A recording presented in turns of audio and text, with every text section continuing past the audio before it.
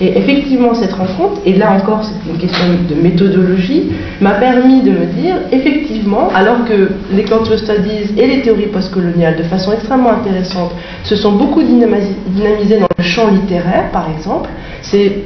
beaucoup dans les départements, dans les universités anglo-américaines, dans les départements d'études de littérature comparée, que ces théories ont pu prendre corps vraiment. Je me disais qu'il y avait une possibilité effectivement de raccorder cela aussi à la théorie de l'art contemporain. Et comment le faire, effectivement, c'était une manière de pouvoir faire exister ou coexister, un peu de la même manière que dans l'art contemporain, on va se retrouver confronté à des médiums de représentation extrêmement différents et que l'on va pouvoir étudier ces médiums de représentation différents. De la même manière, la théorie a la possibilité d'avoir des résonances multiples et de pouvoir effectivement donner naissance à une approche théorique et critique qui passe par une discussion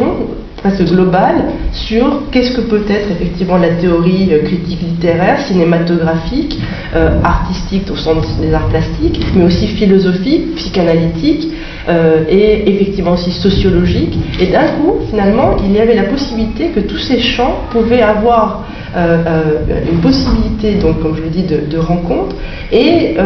en plus, au-delà d'un simple milieu extrêmement finalement frileux et cloisonné, qui était le milieu français dans lequel j'essayais de façon extrêmement isolée d'avancer. Donc c'était une bouffée d'oxygène, et à l'époque, j'étais évidemment dans une recherche qui nécessitait des déplacements, en l'occurrence plutôt aux États-Unis, et où là, finalement, ces ouvrages-là existaient. Et donc aujourd'hui, moi je trouve ça plutôt intéressant que l'on se retrouve à Rennes, c'est un peu évidemment le lieu où j'enseigne, mais à Rennes, alors que finalement ces débats-là sont complètement inexistants partout ailleurs en France. Alors cette année est une année un peu particulière parce qu'il y a un certain nombre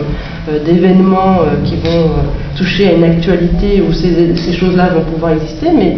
il est très difficile, si je parle de l'expérience d'enseignante, de pouvoir par exemple proposer des bibliographies avec des ouvrages traduits de ces théories postcoloniales ou des cultural studies aux étudiants. Donc ça nécessite effectivement comme ça un débat beaucoup plus large. Donc là, j'aimerais quand même profiter de la présence de Françoise pour qu'elle puisse aussi, parce que c'est un élément qui me semble absolument essentiel, qu'elle puisse indiquer en fait, ou définir, si le terme de définition peut être adéquat, ce sur quoi les théories postcoloniales portent. Parce que finalement, on est aussi en France, je trouve, dans des appellations génériques comme ça qui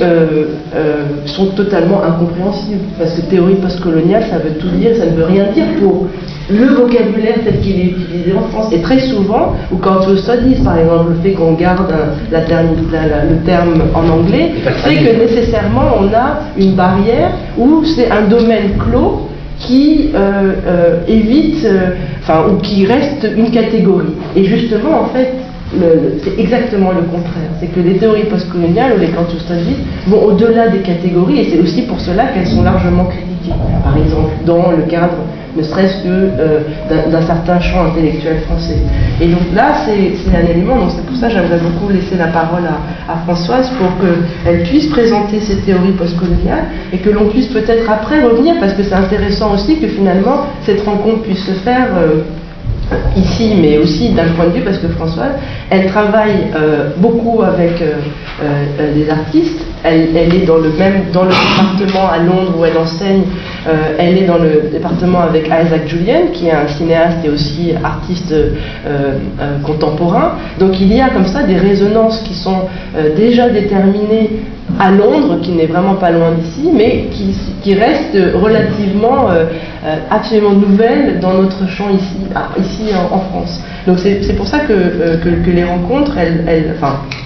d'un point de vue un peu didactique, la présence de Françoise et le souhait que l'on a qu'elle précise un petit peu les termes, passera peut-être après à une discussion où la façon dont les liens et les déplacements peuvent s'effectuer justement en reprenant notamment cette question de la créolisation que tu posais, Christophe, comment est-ce que les liens peuvent se faire effectivement entre une théorie de l'art ou être dans le champ critique de l'art, et puis la façon dont les théories postcoloniales peuvent aussi être effectivement un outil méthodologique à la fois pour comprendre l'art contemporain, mais aussi vice-versa en fait. Parce que là, peut-être que je ne sais pas si Françoise en parlera, mais elle est aussi sur des projets effectivement artistiques et muséographiques qui prennent en considération justement la réalité de ces théories. Je crois que ces figures de déplacement sont importantes effectivement parce qu'on y reviendra effectivement. Je crois que toi, en partant de l'art contemporain, tu construis un objet qui est un objet historique, c'est-à-dire cette culture afro-américaine dont tu dessines à partir des œuvres quelque chose. Ouais, alors juste pour vous dire, c'est vrai que la culture afro-américaine, ça a été intéressant parce qu'elle m'a permis de comprendre à quel point finalement beaucoup d'un point de vue d'une part politique, elle a été la possibilité pour un certain nombre d'intellectuels, théoriciens et artistes aux États-Unis mais aussi ailleurs de s'y référer. C'est-à-dire qu'aujourd'hui elle reste depuis fin des années 60 et début des années 70, presque comme un modèle. C'est-à-dire de façon intéressante, c'est presque par exemple Fanon est passé par le mouvement de revendication, le mouvement de libération noire pour revenir presque en Europe en fait d'une certaine façon. C'est-à-dire qu'il y a aussi une manière de véhiculer un certain nombre de concepts propres à la question d'une identité, disons, et qui passe par la culture noire. C'est-à-dire que même aujourd'hui, certains artistes d'origine asiatique ou hispanique aux États-Unis vont se revendiquer de la culture noire pour pouvoir faire préexister un peu leur propre référent